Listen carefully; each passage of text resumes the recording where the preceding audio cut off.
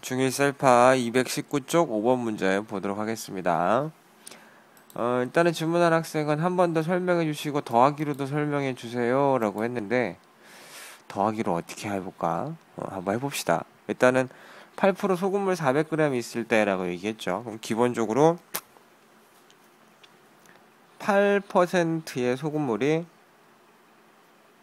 400g 있다고 했으니까 이 8%라는 말의 의미는 결국 뭐죠? 100g당 8g씩의 소금이 들어가 있다는 얘기가 되겠지, 그지? 그러면은 400g이니까 100g보다 4배가 많죠.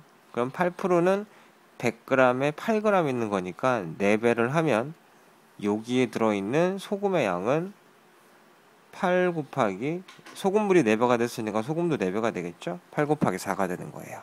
다음에 물을 증발을 시켰죠. 물을 증발시키면 10%의 소금물이 된다. 얼마만큼 증발하면 되느냐라고 물어보는 거죠.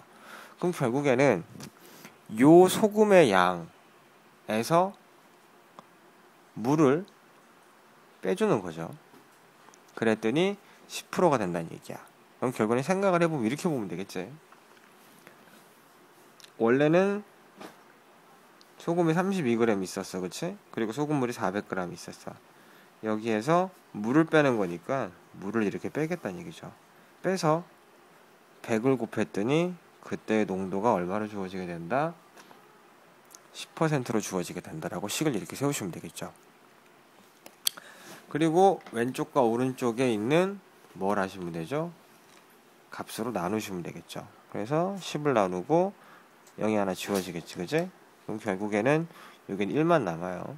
그럼 분자는 300, 이것이 분자에 곱해주는 거니까 320. 그럼 400 마이너스 x가 이렇게 1 되는 거지. 그럼 결국 분자분모가 같게 되는 거니까 얼마를 빼줘야 되느냐? 결국 80만큼 빼주면 됩니다 라고 이해하시면 되는 거죠. 이렇게 푸는 게 기본이고요. 교재에서 접근하는 방법은 8% 소금물 400g에 들어있는 소금의 양에서 빼는 거죠. 물 Xg에 들어있는 소금의 양은 없습니다. 그죠? 빵을 뺐더니 결국 10% 소금물 얼마? 10% 소금물 400-x에 있는 소금의 양이랑 어떠면 된다? 같으면 된다는 얘기죠. 따라서 2번 같은 경우는 1번의 그림을 보고 방정식을 세워라 라고 얘기하는 거니까 여기 들어있는 소금의 양이 얼마죠? 32죠. 32에서 0을 뺐더니 10% 소금의 양 곱하기 400-x다 라고 이렇게 해서 방정식을 세우면 되겠지. 알겠니? 그러니까 문제에서 요구하는 건 이렇게 식을 세워도 되는데 가장 좋은 방법은 문제의 의미를 해석을 해서 여기서 물을 빼서 농도라는 식을 통해 가지고 만들어가는 게 식이 더 예뻐요. 여기서 소금 빼고 만들고 소금 빼고 만드는 것보다 이렇게 하는 게 더 효율적이니까 이 앞쪽에 있는 방법을 좀 더 정리를 해 두시면 좋을 것 같습니다.